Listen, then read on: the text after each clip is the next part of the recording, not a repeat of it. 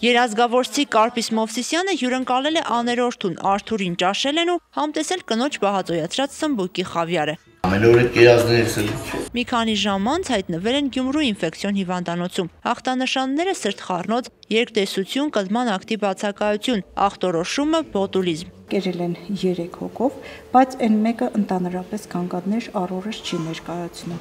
Իսկ այս 2 հոգին իրենք միջին ծանրության էին։ Հիվանդները ստացել են հակաբոտուլինային շիճուկները, Կարպիսն արդեն իրեն լավ է զգում։ Երբ ֆիքսվում է թույնը բջիջի մեջ, դա արդեն շիճուկի միջոցով չի։ Շիճուկը միայն կապում է այրան շրջանառության մեջ գտնվող թույնը։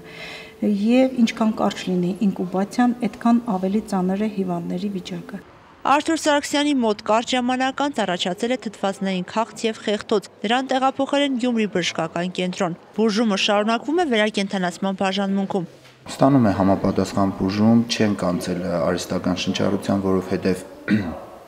չունի ցուցումներ արհեստական շնչառության, ուղղակի բոլոր այն քանգատները, որոնք կային, կլման ակտի բացակայություն, շնչառության դժվարացում, խորխի հարդապերումն է դժվարացած, դրա հաշվին մենք ավելի այստեղ